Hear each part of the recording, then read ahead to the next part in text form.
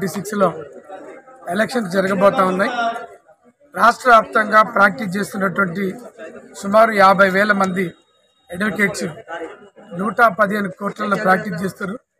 ఈ న్యాయవాదులందరూ కలిసి కూడా రాష్ట్ర బార్ కౌన్సిల్కు 25 మంది మెంబర్లను, ఒక చైర్మన్ను ఎన్నుకోబోతా ఉన్నారు. అదే క్రమంలో మేము ఈ భారతీయ బోధనకు రావటం అనేటువంటి జరిగింది.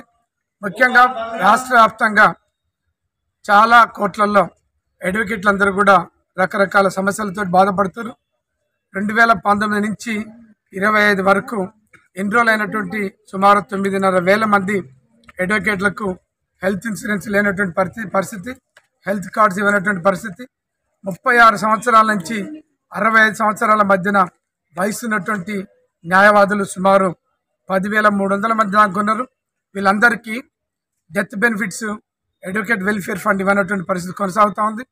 చాలా మంది అడ్వకేట్లు కరోనా తదనంతరం కరోనా సమయంలో అనేక మంది చనిపోతే ఆ కుటుంబాలకు హెల్త్ తర్వాత వెల్ఫేర్ ఫండ్ ఇవ్వనటువంటి పరిస్థితి, చనిపోయినటువంటి కుటుంబాలని అడ్వకేట్ కుటుంబాలను ఆదుకున్నటువంటి పరిస్థితి కనపడతా ఉంది. అందుకనే ఈ రాష్ట్రంలో అడ్వకేట్లకు ఒక అడ్వకేట్ అకాడమీ పెట్టాలి. రాష్ట్ర వ్యాప్తంగా అనేక మంది పేదల నుంచి అన్ని కమ్యూనిటీల నుంచి వస్తున్నటువంటి న్యాయవాదులకు సరైనటువంటి తర్ఫీదు ఇవ్వడం కోసం, లీగల్ ఎంపవర్మెంట్ పెంచడం కోసం ఈ రాష్ట్రంలో ఒక అడ్వకేట్ అకాడమీ పెట్టాలని, జ్యుడిషియల్ అకాడమీ లాగా, పోలీస్ అకాడమీ లాగా ఈ రాష్ట్రంలో ఒక అడ్వకేట్ అకాడమీ పెట్టి న్యాయవాదులకు మారుతున్నటువంటి అమెండ్మెంట్స్ మీద అవగాహన కల్పించాలి, లీగల్ ఎంపవర్మెంట్ పెంచేటటువంటి ఒక పని చేయాలని నేను డిమాండ్ చేస్తున్నా. ఈ రాష్ట్రంలో న్యాయవాదులు సుమారు 50,000 మంది పనిచేస్తారు. వీళ్ళందరికీ ఇన్సూరెన్స్ లేనటువంటి పరిస్థితి. ఇచ్చేటటువంటి బార్ కౌన్సిల్ ఇచ్చేటటువంటి ఇన్సూరెన్స్ 6 లక్షల నుంచి ఈ మధ్యన 10 లక్షలు పెంచారు. భవన నిర్మాణ కార్మికులు చనిపోతే 10 లక్షలు 15 లక్షలు ఇస్తున్నటువంటి లేబర్ డిపార్ట్మెంట్ ఉంది. మరి న్యాయం కోసం పనిచేసేటటువంటి న్యాయవాదులు చనిపోతే 5 లక్షలు 10 లక్షలు ఇవ్వటం అనేటువంటిది కరెక్ట్ కాదు. మరి ఇతర రాష్ట్రాలలో కేరళలో ఇచ్చినట్టుగా ఒక్కొక్క అడ్వకేట్కు డెత్ బెనిఫిట్స్ 50 లక్షల రూపాయలకు పెంచేటటువంటి ఒక ప్రయత్నం చేస్తామని నేను మాటిస్తున్నా. దాంతోపాటు ఏంటంటే సీనియర్ అడ్వకేట్లు 60 సంవత్సరాలు దాటినటువంటి సీనియర్లందరికీ కూడా అడ్వకేట్లందరికీ కూడా మరి పెన్షనరీ బెనిఫిట్స్ లేదు, పెన్షన్ కానీ రిటైర్మెంట్ బెనిఫిట్స్ ఇప్పించేటటువంటి ఒక ప్రయత్నం చేయాలని.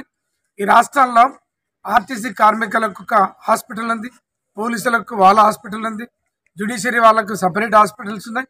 కానీ 50,000 మంది న్యాయం కోసం పనిచేసేటటువంటి న్యాయవాదులకు సపరేట్ హాస్పిటల్ లేదు.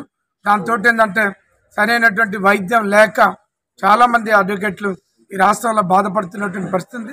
ఈ రాష్ట్రంలో అడ్వకేట్లకు వైద్యం చేయడం కోసం, వాళ్ళ కుటుంబ సభ్యులకు, తల్లిదండ్రులకు కూడా వైద్యం చేయడం కోసం ఒక సూపర్ స్పెషాలిటీ హాస్పిటల్ పెట్టేటందుకు గాను నేను ప్రయత్నం చేస్తాను.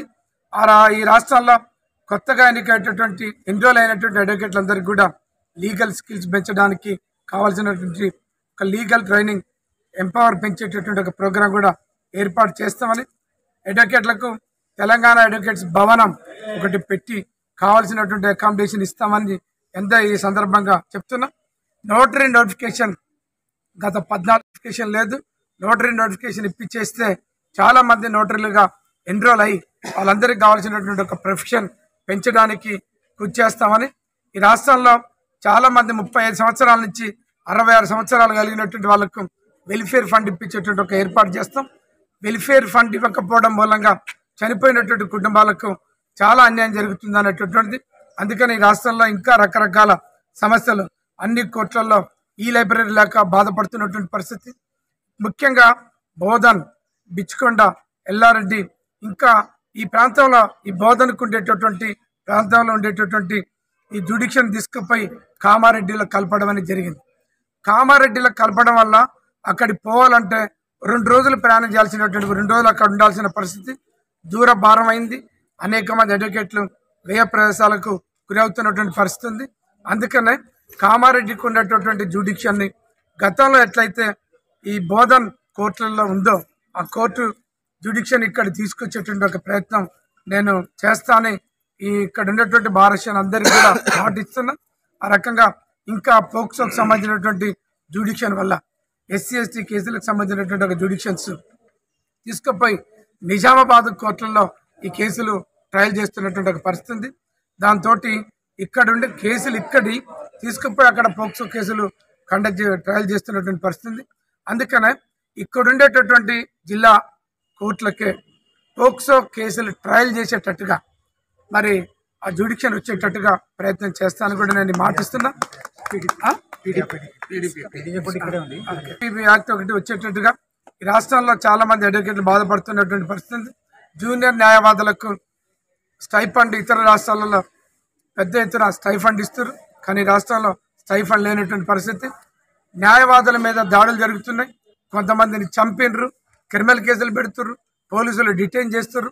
ఇట్లాంటి వాతావరణం అన్నిటిని కూడా న్యాయవాదులకు ఒక గౌరవం కలగడానికి, న్యాయవాదుల యొక్క భద్రత, సోషల్ సెక్యూరిటీ పెంచేటందుకు గాను కావాల్సినటువంటి అన్ని ఏర్పాటు చేస్తాం. ఈ రాష్ట్రంలో అడ్వకేట్స్ ప్రొటెక్షన్ యాక్ట్ తీసుకొచ్చి న్యాయవాదులకు ఒక గౌరవం, భద్రత కల్పించేటువంటి ఒక ప్రయత్నం కూడా చేసేటందుకు నేను ప్రయత్నం చేస్తాను. ఈ సందర్భంగా రాష్ట్ర న్యాయవాదులందరికీ కూడా హామీ ఇస్తున్నాం. ఈ రాష్ట్రంలో 41 అనేటటువంటి ఒక మహమ్మారి, అర్నేష్ కుమార్ బిఏ వర్సెస్ స్టేట్ ఆఫ్ అనేటటువంటి ఒక misutilization of 41A has been increasing day by day.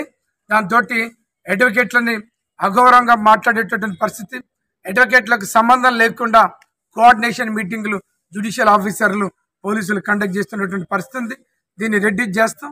Junior అడ్వకేట్లకు advocate కమిషనర్లుగా appoint చేయించడానికి, లేదు వాళ్ళకు కావాల్సినటువంటి స్టైఫండ్ ఇప్పించేటువంటి ఒక ప్రయత్నం చేస్తాం.